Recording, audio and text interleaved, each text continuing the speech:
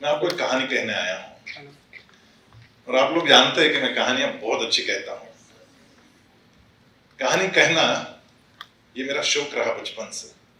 मैं अपने क्लास में भी बहुत कहानियां कहता था। जब भी ऑफ पीरियड होता था और कोई भी दूसरे टीचर आ जाते थे क्लास में तो सारे बच्चे चिल्लाते थे कि संजय कहानी कहेगा, तो फिर मैं कहानी कहता था और कहानियों का खजाना रखता था अपने पास। तो यमुना संथ बह रही थी धीमे धीमे और प्रतिदिन की भांति बहुत सारी महिलाएं यमुना के घाट पर इकट्ठा थी। कुछ पानी भरने के लिए आई थी, कुछ कपड़े धोने के लिए आई थी, कुछ नहाने पहुंची थी। और जब महिलाएं इकट्ठा होती है तो स्वाभाविक रूप से बहुत सारी बातें निकल आती है।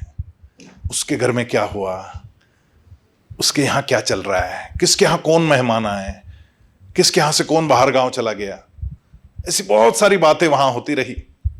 और उतने में किसी महिला ने पूछा, अरे अब तक वो रुक्मिणी कैसी नहीं आई? और ये बात चल ही रही थी कि रुक्मिणी वहां आके पहुंची। माथे पे एक घाघर थी, हाथ में एक घाघर थी और एक हाथ से अपना पल्ला सवारते हुए वहां आई और उसने पानी भरा। यहां वहां देखा तक नहीं, किसी से कुछ बात भी नहीं की और जैसी आई वैसी चल पड़ी। तो कुछ महिलाओं ने पूछा, ए रुक्मिणी रुक्मिणी, अरे कहां जा रही है, इतनी क्या जल्दी है तुझे? अरे रुक जरा रुक, हमसे बातें कर। नहीं ना, मुझे जल्दी है जाने की। तुझे क्या जल्दी जाने की? ना तो तेरे घर ससुर रहते, वो तो सुबह सुबह खेत पे चले जाते, और तेरा पति तो बरसों से दिल्ली में दरबार में सेवा देता है। और है ही कौन तेरे घर पे जो तुझे इतनी जल्दी? कोई मेहमान आने वाले हैं क्या? ना ना, वैसी बात नहीं। मेरे देवर जो हैं, कौन? भूषण है, उसका तुझे डर? अरे वो तो बंदर है, बंदर, सारे गांव को छलता है। पता है, परसों के दिन इमली के पेड़ पर बैठा था और मैं नीचे से जा रही थी और ऊपर से मुझे इमली फेंक कर मारता है। अरे ये तो कुछ भी नहीं, हमारे पृथ्वीराज को लेकर परसों कहता है कि चल मैं तुझे तैराकी सिखाता हूं, और तैराकी सिखाने पहुंच गया यमुना के घाट पर। और मुझे कहां आती तैराकी? वो पृथ्वीराज तो बहने लगा। वहां तो कुछ लोग थे, उन्होंने बचा लिया, नहीं तो मर ही जाता। बंदर कहीं का, ना विद्यालय में जाता है, ना कुछ सीखता है, दिन भर घूमता रहता है गांव में। रुक्मिणी की आंखों से आंसू टपक गए। अपने देवर के बारे में ऐसी बात सुनकर उसको बहुत बुरा लगा। और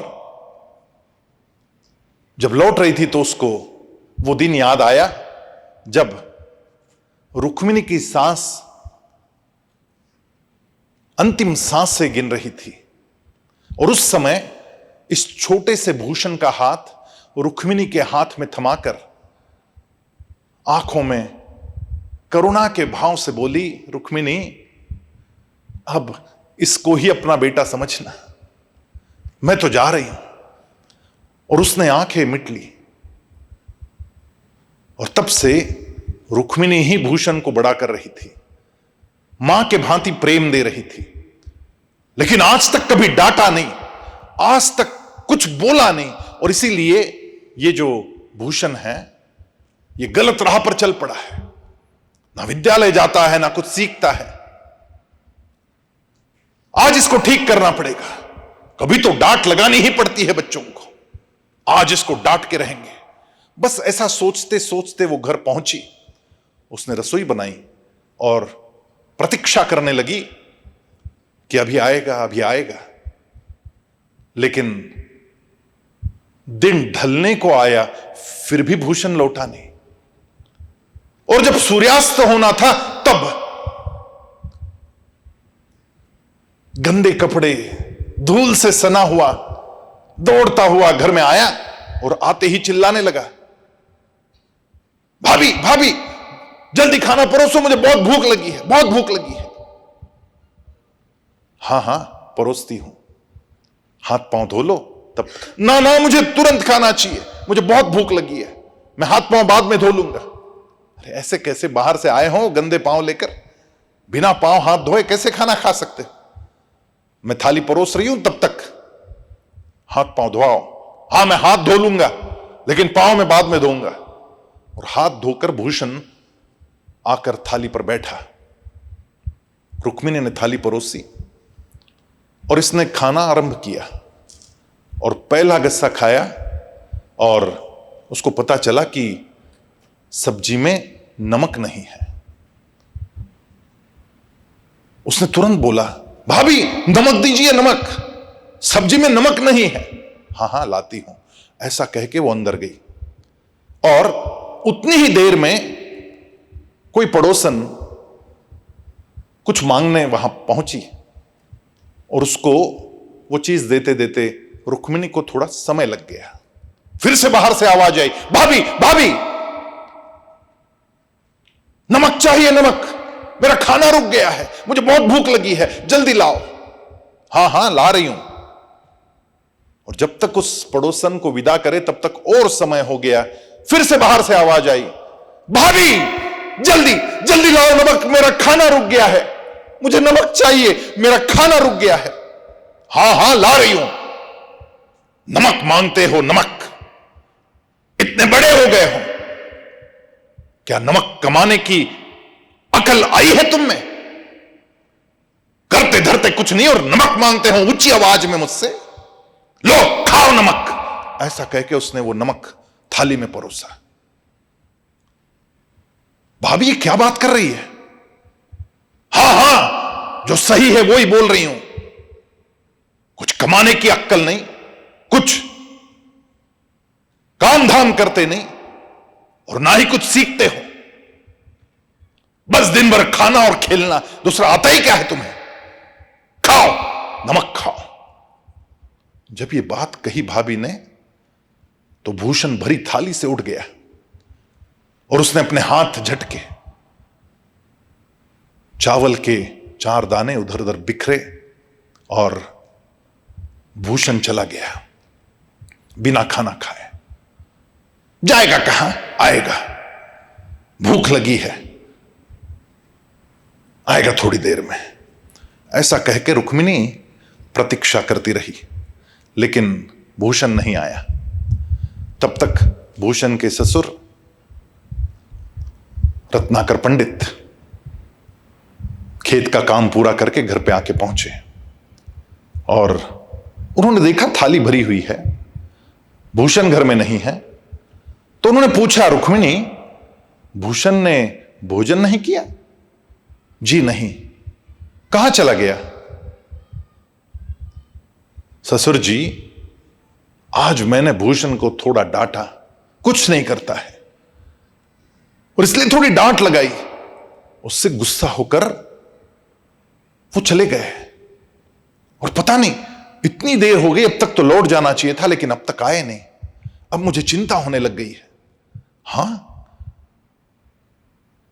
रुक्मिणी बेटा, बच्चों को डांटना चाहिए लेकिन भोजन के समय नहीं, भोजन आनंद में होना चाहिए। तो चिंता मत कर, मैं जाके ढूंढता हूं। और रत्नाकर पंडित भूषण को ढूंढने के लिए गांव में निकल पड़े। टिकमापुर नाम का वो गांव यमुना के किनारे उत्तर भारत में बसा हुआ। रत्नाकर पंडित हर घर जा रहे थे, पूछ रहे थे भूषण आया क्या, भूषण आया क्या। उसके मित्रों के घर देखा, सगे संबंधियों के घर जाके देखा, वो जिस मंदिर में अपना ज्यादा समय बिताता था उस महादेव जी के मंदिर में जाके देखा, नदी के घाट पे जाके देखा और लोग निकल पड़े भूषण को ढूंढने के लिए। और लोग निराश होकर वापस लौट रहे थे, भूषण नहीं मिला, भूषण नहीं मिला। कोई एक आदमी तो नदी के किनारे से लौटा और कहने लगा कि पता नहीं, हो सकता है गुस्से में जान दे दी हो, आत्महत्या कर दी हो, अब इंतजार करना पड़ेगा। कल सुबह तक वो प्रेत ऊपर आ ही जाएगा। ये बात सुनकर तो रुक्मिणी रो पड़ी, रात भर रोती रही। भूषण नहीं लौटा। कहां गया था भूषण? भूषण गया था टिकमापुर गांव से दूर एक शहर में, जहां एक साहूकार रहते थे, और अपने भाई चिंतामणि पंडित के साथ भूषण कई बार साहूकार के घर गया था। वो साहूकार चिंतामणि पंडित की कविताएं सुनते थे और बहुत इनाम भी देते थे। बड़े रसिक थे, कविताओं से प्रेम करते थे। वो सीधा जाके पहुंचा उस साहूकार के घर। दरवाजा खटखटाया, श्रीमान जी, श्रीमान जी है? दरवाजा खोला गया और दरवाजे में श्रीमान जी ही खड़े थे। वो साहूकार स्वयं खड़े थे और उन्होंने पूछा, कौन? इतनी रात गए, कौन आया है? धूल से सना हुआ भूषण अपना परिचय दिया। मैं पहचाना नहीं, मैं भूषण, मैं चिंतामणि पंडित का छोटा भाई हूं, रत्नाकर पंडित का पौत्र हूं। मुझे पहचाना नहीं? हां हां, अरे हां, अरे आओ आओ बेटा, इतनी रात गए कैसे आए? जंगल के रास्ते से आए हो, तुम्हें डर नहीं लगा? जी नहीं। आओ आओ, हाथ पांव धो लो, कुछ खा लो। ना ना, मुझे कुछ खाने को नहीं चाहिए। अरे इतनी दूर से आए हो, थक गए हो, कुछ खा लो। जी नहीं, मैं काम लेके आया हूं। हां बताओ बताओ, क्या काम है तुम्हारा? मैंने कुछ कविताएं बनाई हैं, मैं आपको सुनाना चाहता हूं। हां हां बिल्कुल सुनेंगे, लेकिन पहले कुछ खा लो। जी नहीं, मुझे पता है मेरी भाभी भी भूखी होगी। जब तक मैं खाना नहीं खाता वो भी खाना नहीं खाती, और मैं यहां चला आया, बिना बताए आया हूं। उसने कह दिया कि नमक कमाने की मेरी योग्यता नहीं, और इसलिए मैं चला आया यहां पर। आप मेरी कुछ कविताएं सुन लीजिए, कृपा करें मेरे ऊपर। अरे हाँ हाँ, थोड़ा दूध तो पी लो। जी नहीं, मुझे कुछ नहीं चाहिए, आप मेरी बस कविताएं सुन लो। हाँ हाँ, क्यों नहीं, सुनाओ सुनाओ, तुम्हारी कविताएं सुनाओ। और भूषण ने अपनी कविताएं सुनाना आरंभ किया, एक से बढ़कर एक कविताएं। उस साहूकार को विश्वास नहीं हो रहा था कि ये कविताएं इतने छोटे बालक ने बनाई है। कमाल है, वास्तव में चिंतामणि पंडित के छोटे भाई हो तुम, उनसे भी बढ़िया कविताएं बनाते हो। कमाल है, तुम रत्नाकर पंडित के पौत्र हो। अरे सरस्वती के पुत्र हो तुम। अद्भुत अद्भुत, कमाल कर दिया। और सुनाओ और सुनाओ। और भूषण कविताएं सुनाता गया, और साहूकार वाहवाही करते थका नहीं। साहूकार ने अपनी तिजोरी खोली और उस तिजोरी से एक मुट्ठी भरकर स्वर्ण मुद्राएं बाहर निकाली, और भूषण के नन्हे हाथों में थमाकर कहने लगे, वाह, आज तक मैंने ऐसी कविताएं सुनी नहीं, और आज तक इतनी स्वर्ण मुद्राएं किसी को दी नहीं। तुम पहले हो भूषण, वास्तव में तुम बहुत बड़े होंगे, अपने पिताजी का, अपने भाई का नाम बड़ा करोगे। श्रीमान जी, मुझे ये सोने की मोहरें नहीं चाहिए। फिर मुझे एक बात बताइए, ये जो सोना आपने दिया है, इस सोने में कितना नमक खरीद सकता हूं मैं? अरे पागल हो गए, इतना नमक? एक सोने की मोहर में 10 बैलगाड़ी भरकर नमक मिल सकता है। 10 बैलगाड़ी नमक एक मुद्रा में। वो गिनने लगा, कुछ 9 गिन्नियां सोने की, 90 बैलगाड़ियां। उसको सपना दिखने लगा और उसने कहा, श्रीमान जी चलिए ना मेरे साथ, मुझे नमक खरीदना है। अरे बेटा, इतना नमक तो इस शहर में भी नहीं मिलेगा, सुबह जाना पड़ेगा बड़े शहर में, वहां से खरीद सकते हैं। अभी सो जाओ, सुबह जाएंगे। रात काफी हो चुकी थी और इसलिए भूषण लेट गया बिना कुछ खाए पिए। उसको नींद नहीं आ रही थी, लेकिन वो नींद भूख के कारण नहीं थी। जब हम कुछ बड़ा करते हैं ना, तो नींद चली ही जाती है। और उस भूषण को रात भर वो सपना खुली आंखों से देख रहा था कि 90 गाड़ियां भरकर नमक मैं अपनी भाभी को दे रहा हूं। अगले दिन सुबह सुबह साहूकार के साथ बैलगाड़ी में बैठकर भूषण बड़े शहर में गया। वहां 90 बैलगाड़ियां नमक खरीदा गया और ये 90 बैलगाड़ियां लेकर वो सारी यात्रा टिकमापुर गांव की तरफ निकली। जब टिकमापुर गांव में इतनी सारी बैलगाड़ियां आती देखी तो लोग अचंभित रह गए। लोगों ने पूछा ये क्या है? भूषण केवल स्मितहास्य कर रहा था। अरे भूषण, कहां चला गया था? सारा गांव ढूंढ रहा था तुम्हें, कहां थे तुम? नमक कमाने गया था। किसी ने जाकर रुक्मिणी से वार्ता कही कि तुम्हारा भूषण लौट के आया है और 90 बैलगाड़ियां लाया है और कहता है कि नमक कमा के आया हूं, और एक बैलगाड़ी के ऊपर जैसे कोई राजा बैठता है ना, वैसा बैठा है। रुक्मिणी, तुम्हारा भूषण आ गया। रात भर रो रो कर रुक्मिणी की आंखें लाल हो चुकी थी। वो दौड़ती हुई बाहर आई। उसको अपने पल्ले का तक ध्यान नहीं रहा। दौड़ने लगी जिस तरफ से वो बैलगाड़ी आ रही थी, और अपनी भाभी को दौड़ते हुए आते देखकर इस भूषण ने कूद कर नीचे आकर भाभी को प्रणाम किया। भाभी, तुमने कल कहा ना कि मेरी नमक कमाने तक की योग्यता नहीं, ले तुम्हारे लिए मैं नमक लेकर आया हूं। 90 बैलगाड़ियां भर के नमक लाया हूं। लो भाभी लो। अब तक आंसुओं से रोने वाली रुक्मिणी की आंखों में आनंद के आंसू भर आए। अपने देवर के माथे से हाथ घुमाते हुए बोली, भूषण बेटा, तुम में बहुत बड़ी योग्यता है, लेकिन तुम अपनी योग्यता को पहचानते नहीं।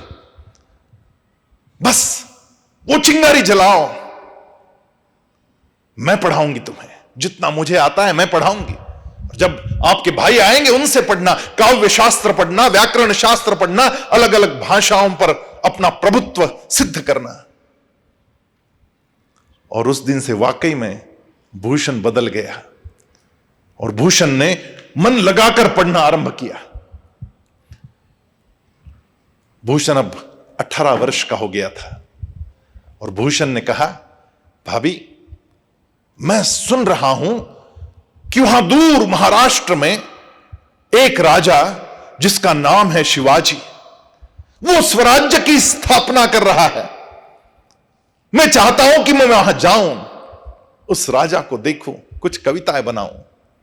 आप मुझे अनुमति प्रदान कीजिए।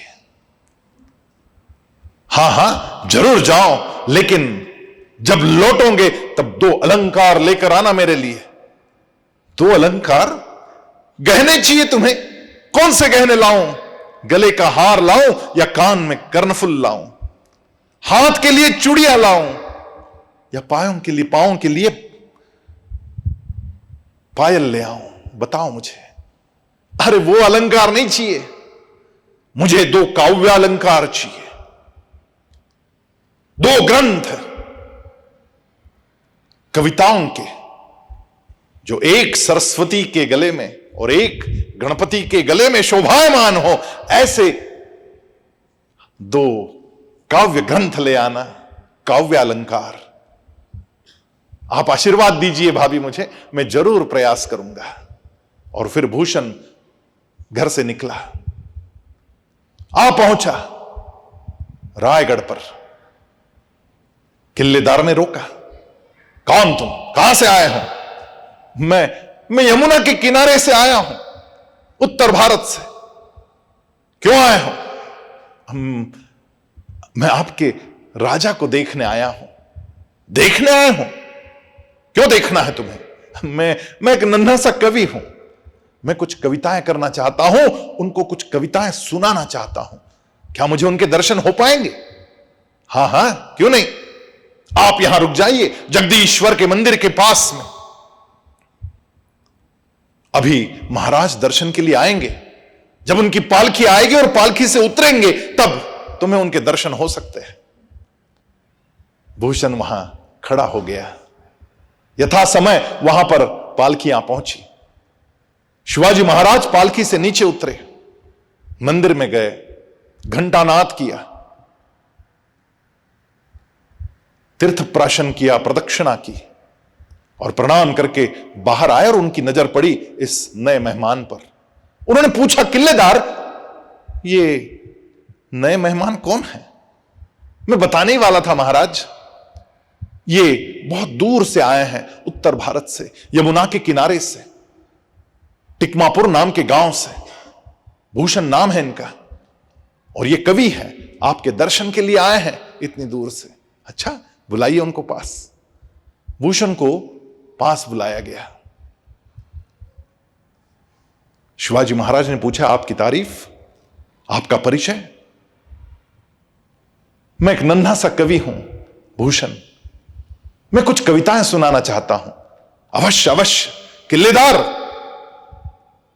हमारे अतिथि को आज की रात सभा में ले आना, उनकी उचित व्यवस्था करना। और भूषण को राजसभा में आमंत्रित किया गया। दोनों तरफ से अष्टप्रधान मंडल बैठा हुआ था, बीच में शिवाजी महाराज बैठे थे और बीच राज्यसभा में एक चांदी का चौरंग लगाया गया था और भूषण को वहां पर बैठने के लिए कहा गया। भूषण बैठा नहीं, खड़ा ही रहा, हाथ जोड़कर खड़ा था। शिवाजी महाराज ने परिचय कराया कि उत्तर भारत से आए हैं, कवि है, अपनी कुछ कविताएं सुनाना चाहते हैं। भूषण जी बोलिए, कविता सुनाइए। और भूषण ने कविता सुनाना आरंभ किया। शुरू में तो समझ में नहीं आया कि क्या कहूं, कौन सी कविता सुनाऊं। और फिर अचानक से जैसे कोई सरस्वती प्रसन्न हो गई और भूषण के मुंह से शब्द निकलने लगे। इंद्रजिमी जुंभ पर, वारवस अंब पर, रावण सदंब पर रघुकुल राज है। पवन बरी बाह पर, संभुरति नाह पर, जो सहस बार पर रामद्विज राज है। दावाद्र दंड पर, चित्तामृग झुंड पर, भूषण वितुंड पर, जैसे मृगराज है। तेजतम अंश पर, कन्नजिमी कंस पर, जो म्लेंछ बंश पर, शेर शिवराज है, शेर शिवराज है, शेर शिवराज है। सारा दरबार तालियों की गूंज से भर उठा। लोग खड़े हो गए। फिर एक बार, फिर एक बार, कविराज फिर एक बार सुनाइए। और दूसरी बार भूषण ने वही कविता फिर से सुनाई।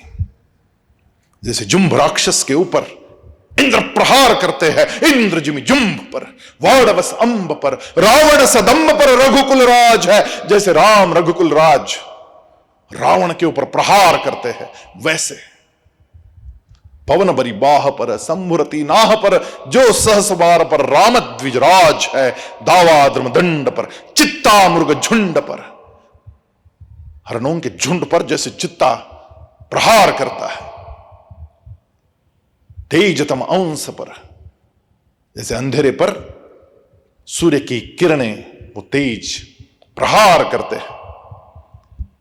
कन्नजिमी कंस पर, जैसे कंस के ऊपर कान्हा यानी कृष्ण टूट पड़ते हैं। जो म्लेंछ वंश पर शेर शिवराज है, जो मुगलों के ऊपर जिस तरीके से शेर शिवराज है, वैसे ही है जैसे ये।